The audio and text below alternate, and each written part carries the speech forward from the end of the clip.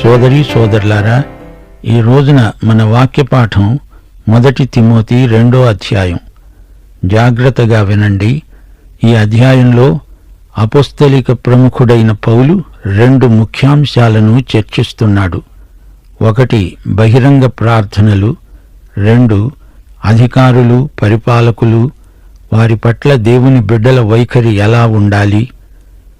మనము సంపూర్ణ భక్తి, మాన్యత కలిగి నెమ్మదిగా సుఖముగా బ్రతికే నిమిత్తం అన్నిటికంటే ముఖ్యముగా మనుష్యులందరి కొరకు, రాజుల కొరకు, అధికారులందరి కొరకు విజ్ఞాపనలు, ప్రార్థనలు, యాచనలు, కృతజ్ఞతాస్తుతులు చేయాలని హెచ్చరిస్తున్నాను. దేశాన్ని, రాష్ట్రాన్ని పరిపాలించే నాయకుల కోసం మనం ప్రార్థించాలి. ఇది క్రైస్తవులందరి బాధ్యత. అనగా దేవుని సంఘం ప్రార్థించే సంఘం. అనగా క్రైస్తవులు దేశమంతటి కోసం ఎడతెగక ప్రార్థించాలి. సంఘ ప్రార్థనల మీదనే దేశము యొక్క క్షేమము ఆధారపడి ఉన్నదని మనం గ్రహించాలి. అధికారుల పక్షాన విజ్ఞాపనలు చేయాలి. పరిపాలకులకు సంఘ ప్రార్థనలు ఎంతో ఆశీర్వాదకరమైనవి. ప్రభుత్వం ఎలాంటిదైనా కానీ దేవుని బిడ్డలు తప్పక ప్రార్థించాలి. పౌలు ఈ మాటలు అంటున్నప్పుడు రోము చక్రవర్తి నీరో, అతని కోసం పౌలు ప్రార్థించాడు. క్రైస్తవులను ప్రార్థించవలసిందిగా కోరుతున్నాడు. మనం సంపూర్ణ భక్తి, మాన్యత, సౌఖ్యం కలిగి జీవించాలి. ప్రశాంత జీవితం మనకుండాలి. నిశ్చింతగా బ్రతకాలి. అందుకే మనం తప్పనిసరిగా ప్రార్థించాలి. ఏదో ఒక ప్రభుత్వం ఉంది, అసలు ప్రభుత్వమే లేకపోతే అంతా అరాచకమైపోతుంది గదా. అది ఎలాంటి ప్రభుత్వమైనా విశ్వాసుల ప్రార్థనల చేత ప్రభుత్వం సరిగా నిష్పాక్షికంగా పనిచేయగలదు. ప్రభుత్వం మనకు దేవుడిచ్చిన వరమని గుర్తించాలి. క్రైస్తవులందరూ సరిగా ప్రభుత్వం కోసం ప్రార్థించటం లేదు కాబట్టే ప్రజలలో భయం, చింత, ఆందోళన, అశాంతి ఎక్కువవుతున్నాయి. 3-4 వచనాలు.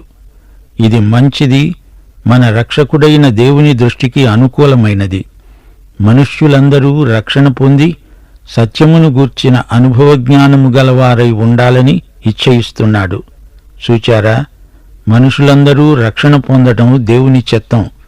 నశించే ప్రజలకు సువార్త ప్రకటించబడాలి. అలా ప్రకటించటం వల్ల శ్రమలొస్తాయి. చిత్తశుద్ధితో సంపూర్ణ సువార్త ప్రకటిస్తే శ్రమలు, హింసలు రావచ్చు. ప్రజలకు అనుకూలంగా మాట్లాడితే శ్రమలు రావు. దేవునికి అనుకూలమైతే అది ప్రజలకు ప్రతికూలమవుతుంది. పౌలును చూడండి, అతడు నమ్మకంగా సువార్తను బోధించినందుకు శ్రమలు వచ్చాయి. అయినా అతడు అధికారుల కోసం ఎంతగానో ప్రార్థించాడు. ఎందుకని? అది మంచిది, మన రక్షకుడైన దేవుని దృష్టికి అనుకూలమైనది. అందరూ రక్షించబడడం దేవుని చిత్తం, దేవుని సంకల్పం, అభీష్టం, ఇచ్ఛ. అది దేవుని కోరిక. శ్రోతలు గ్రహించండి, అధికారంలో ఉన్న వ్యక్తి ఎవరైనా సరే దేవుడే అతన్ని అధికారంలో ఉంచాడు. అతని కోసం ప్రార్థించాలి. అధికారంలో ఉన్నవారు సువార్త ప్రకటనకు అనుకూలమయ్యేటట్లు దేవుని బిడ్డలు ప్రార్థించాలి. 5వ వచనం. దేవుడొక్కడే, దేవునికి నరులకు మధ్యవర్తి ఒక్కడే, ఆయన క్రీస్తు యేసు అనే నరుడు. శ్రోతలు, రక్షణ అంటే రక్షకుణ్ణి గురించి వినటం కాదు, రక్షకుణ్ణి వ్యక్తిగతంగా అంగీకరించి అనుభవించాలి. అనుభవ జ్ఞానం కలగాలి. వాచా జ్ఞానం చాలదు. యేసు ఎవరనుకుంటున్నారు? యేసు దేవునికి సర్వమానవులకు మధ్యవర్తి. దేవుడు ఒక్కడే. రోమక రాజ్యంలో అనేక మంది దేవుళ్ళు, బహుదేవతారాధన జరుగుతూ ఉండేది. ఈ రోజున కూడా ఏదో రూపంలో ప్రజలు పలు రకాల దేవుళ్లను పూజిస్తారనేది నిర్వివాదాంశం. కొందరికి సుఖభోగాసక్తి దేవుడు, కొందరికి వినోద కాలక్షేపాలే దేవుడు, మరికొందరికి ధనమే దేవుడు. ఈ విధంగా మనిషికొక దేవుడు. కొందరికి ఆటపాటలే దేవుడు.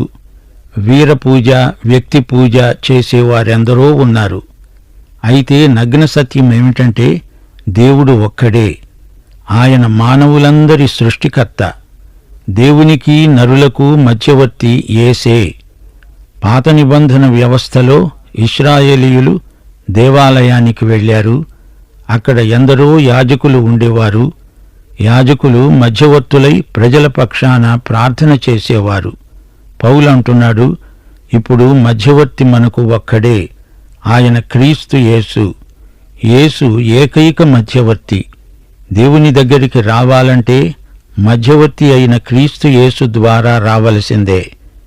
దేవుడు, నీవు, మీ ఇద్దరి మధ్య యేసుక్రీస్తు.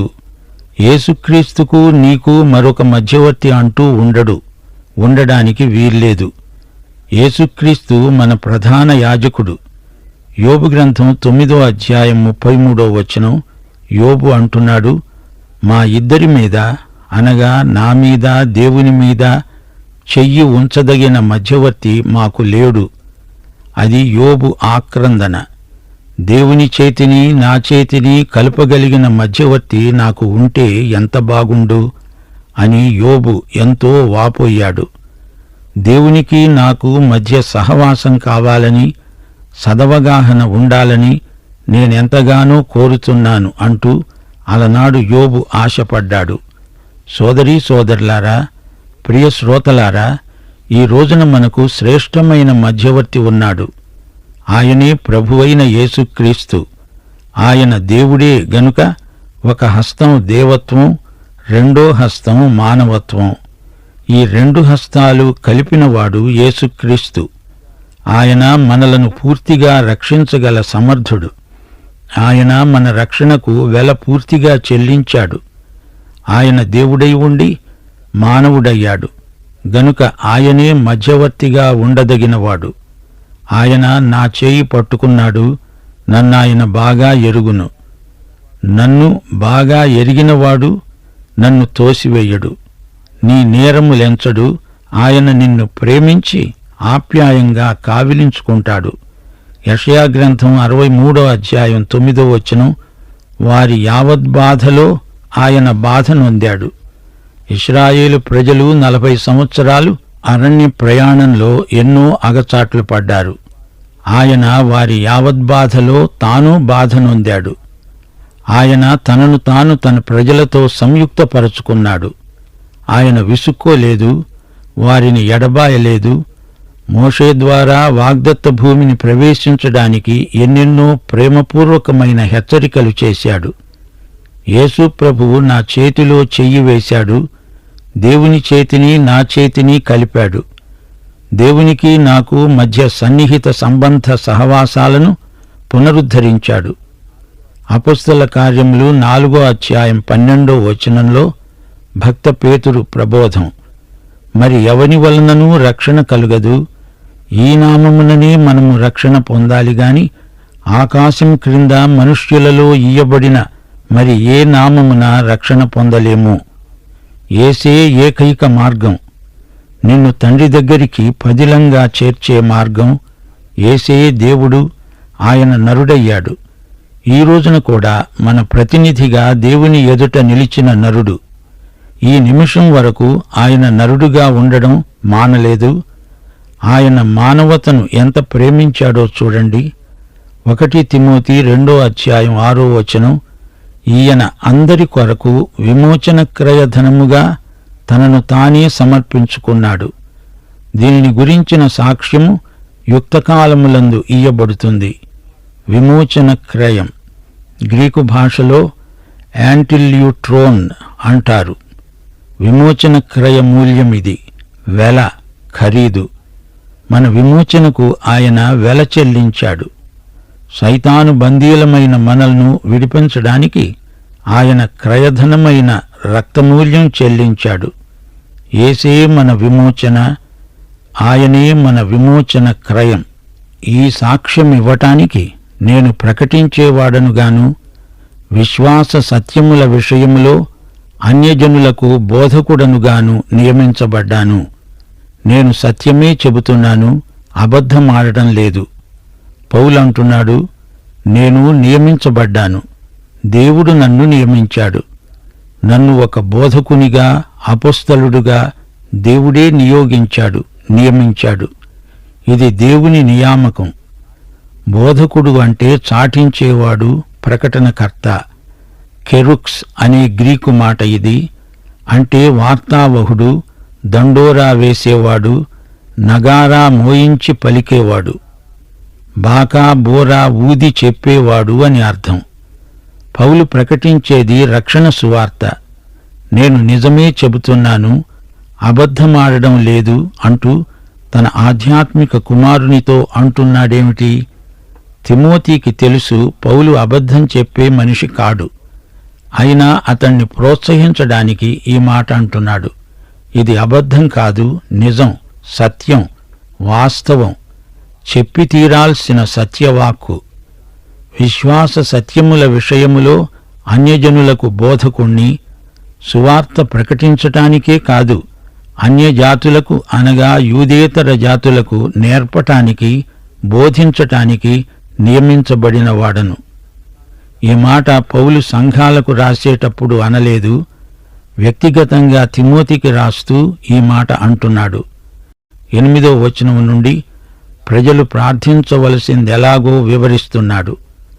ప్రతి స్థలమందు పురుషులు కోపమును సంశయమును లేనివారై పవిత్రమైన చేతులెత్తి ప్రార్థన చెయ్యాలని కోరుతున్నాను.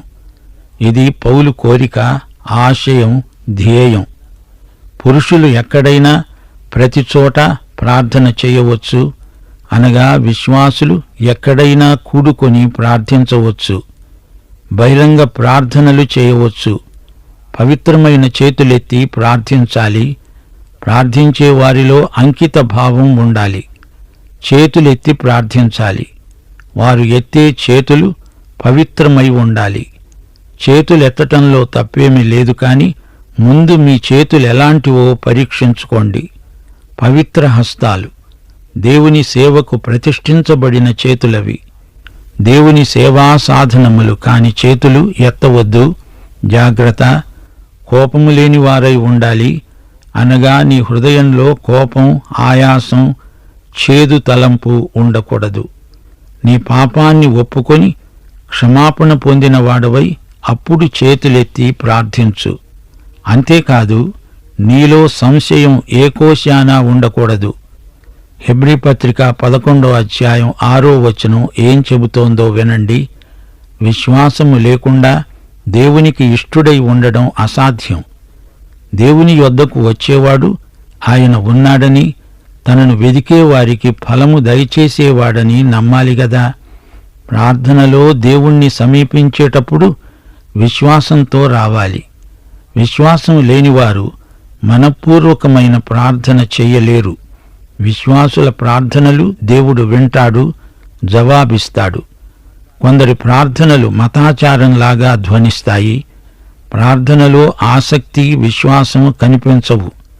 లాంఛనప్రాయంగా ఏదో మొక్కుబడి తీర్చుకున్నట్లు యాంత్రిక ప్రార్థనలు చేస్తారు.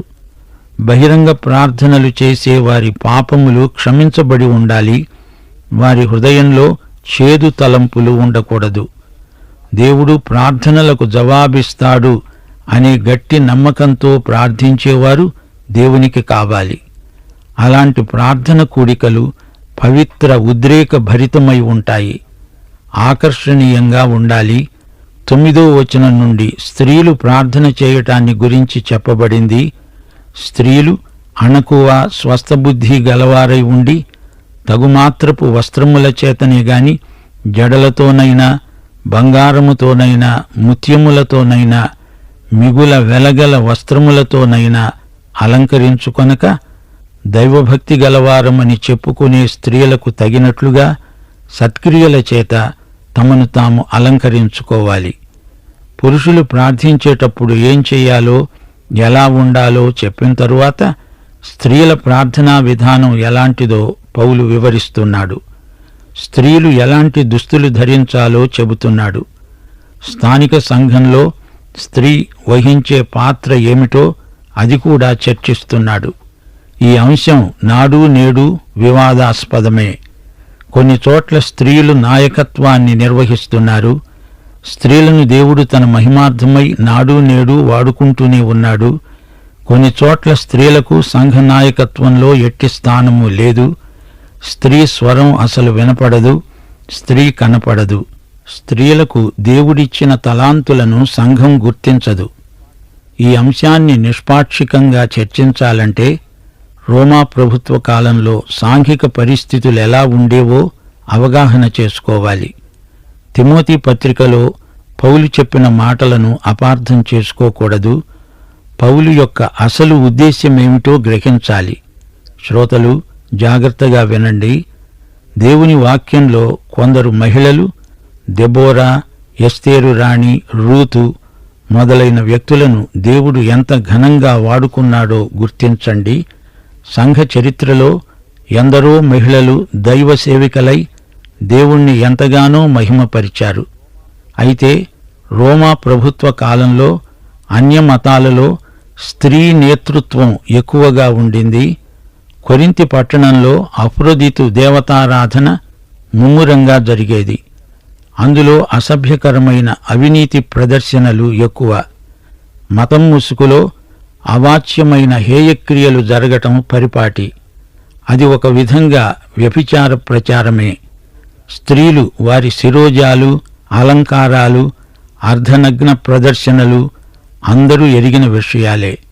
ఈ దుష్ప్రభావం నుండి సంఘాన్ని ప్రత్యేకించడానికి స్త్రీ తలపై ముసుగు ఉండాలని అపొస్తలుడు శాసించాడు. తిమోతి సేవ చేస్తున్న స్థలం ఎఫెసు.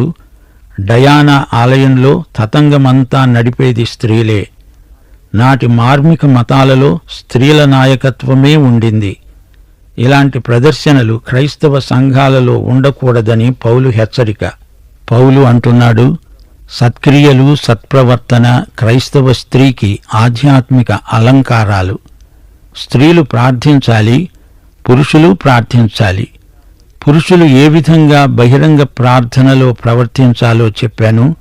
ఇప్పుడు స్త్రీల ప్రార్థనా విధానం చెబుతాను అంటున్నాడు పౌలు. స్త్రీకి ఆంతరంగికమైన ఆభరణాలుండాలి.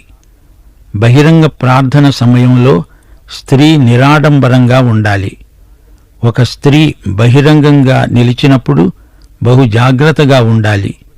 దేవుణ్ణి మహిమపరిచే లక్షణాలు ఆమెలో కనపడాలి. ఆ రోజుల్లో అన్య మతాలలో స్త్రీ పూజారిణుల వేషభాషలు ప్రదర్శించకూడదు. శారీరకంగా పురుషులను శోధించే అలంకారాలు క్రైస్తవ స్త్రీలకు తగనివి. 1 తిమోతి 2:11-12 వచనాలు. స్త్రీలు మౌనముగా ఉండి సంపూర్ణ విధేయతతో నేర్చుకోవాలి. స్త్రీ మౌనముగా ఉండవలసినదే కాని ఉపదేశించటానికి కాని పురుషుని మీద అధికారము చేయడానికి కాని ఆమెకు సెలవియ్యను. సోదరీ సోదరులారా, పౌలు మాటలు సరిగా గ్రహించండి. సిద్ధాంత విషయాలలో స్త్రీలు వాదోపవాదాలలో తలదూర్చకూడదు. వారు సిద్ధాంత చర్చలలో మౌనం పాటించటం మంచిది. పౌలు కాలంలో అన్య మార్మిక మతాలలో స్త్రీలు బహిరంగంగా తర్జనభర్జనలు చేసేవారు. క్రైస్తవ సంఘాలలో స్త్రీలు అలా వ్యవహరించకూడదు. ఒక స్త్రీ దేవుని బిడ్డగా నిరాడంబరంగా కనిపించాలి గాని స్త్రీ పురుష భేదాన్ని పోటీ మనస్తత్వంతో రెచ్చగొట్టే విధంగా ప్రవర్తించకూడదు. 1 కొరింథీ 14:34 వచనంలో పౌలు ఏమన్నాడు? స్త్రీలు సంఘములలో, సంఘ వ్యవహారాలలో, వివాదములలో మౌనముగా ఉండాలి గాని మాటలాడుటకు వారికి సెలవు లేదు. ఈలాగు ధర్మశాస్త్రము చెబుతున్నది. పౌలు ఈ మాటలు భాషలు మాట్లాడే అంశాన్ని ప్రస్తావిస్తూ అన్నాడని మనం గుర్తించాలి. ఇప్పుడు 1 తిమోతి 2:13-15 వచనం వరకు. మొదట ఆదామును, తరువాత హవ్వ నిర్మించబడ్డారు గదా. ఆదాము మోసపరచబడలేదు గాని స్త్రీ మోసపరచబడి అపరాధంలో పడింది. అయినను వారు స్వస్థబుద్ధి గలిగి విశ్వాస, ప్రేమ, పరిశుద్ధతలయందు నిలకడగా ఉండిన ఎడల శిశుప్రసూతి ద్వారా ఆమె రక్షించబడుతుంది. ప్రియశ్రోతలు వింటున్నారా? హవ్వ పాపమే మానవతనంతటినీ పాపంలోకి పడనెట్టింది. ఒక స్త్రీ శిశువును కన్నది అంటే ఒక పాపిని లోకంలోకి తెచ్చింది. స్త్రీ లోకంలోకి తేగలిగింది, తెచ్చేది శిశు ప్రసూతి ద్వారా, అదనంగా ఒక పాపిని. అయితే కన్యమరియ లోకంలోకి తన శిశు ప్రసూతి ద్వారా యేసును, లోక రక్షకుణ్ణి తెచ్చింది. స్త్రీలు ఎలా రక్షించబడుతున్నారు? శిశు ప్రసూతి ద్వారా. ఇక్కడ శిశు ప్రసూతి అంటే కన్యమరియ శిశు ప్రసూతి, అనగా యేసుక్రీస్తు. స్త్రీ పాపాన్ని లోకంలోకి తెచ్చిందా? అయితే ఆ స్త్రీ ద్వారానే రక్షకుడు జన్మించాడు. రక్షకుణ్ణి లోకానికి తెచ్చింది ఒక స్త్రీ యొక్క ప్రసూతి. అయితే ప్రతి స్త్రీ పురుషుడిలాగే రక్షకుడైన యేసుక్రీస్తునందలి విశ్వాసము ద్వారానే రక్షించబడాలి. స్త్రీ పురుషులెవరైనా ప్రేమలో, పరిశుద్ధతలో ఎదగవలసిందే. దేవునికి స్తోత్రం. సోదరీ సోదరులారా, ఈ పాఠంలోని ముఖ్యాంశాలను ఒకసారి మననం చేసుకోండి. క్రైస్తవ విశ్వాసుల ప్రార్థనలు దేశకాల పరిస్థితులపై ఎంతో ప్రభావం చూపెడతాయి. విశ్వాసులు శాంతియుతంగా ప్రశాంత జీవితం గడపాలంటే వారు తమ దేశ పరిపాలకుల కోసం ప్రార్థన చెయ్యాలి. పవిత్రమైన చేతులెత్తి దేవుణ్ణి స్తుతించాలి. విశ్వాసులైన స్త్రీలు సామాన్యమైన దుస్తులు ధరించిన వారై మర్యాదగా ప్రవర్తించాలి. సోదరీ సోదరులారా, తిమోతి సహజంగా పిరికివాడు. అయితే పౌలు తిమోతిని తన ఆధ్యాత్మిక కుమారునిగా స్వీకరించి అతన్ని గొప్ప ధైర్యశాలిగా తీర్చిదిద్దాడు. అందుకే ఈ పత్రిక రాశాడు.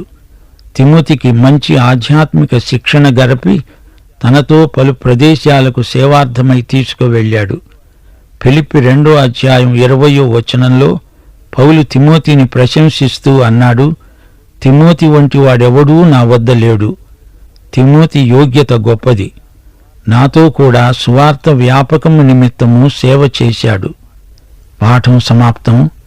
మన ప్రియ రక్షకుడైన యేసుక్రీస్తు కృప, మన సృష్టికర్త అయిన దేవుని ప్రేమ, ఆదరణకర్త అయిన పరిశుద్ధాత్మ నిత్య సహవాసము మనకందరికీ తోడై ఉండునుగాక. ఆమేన్.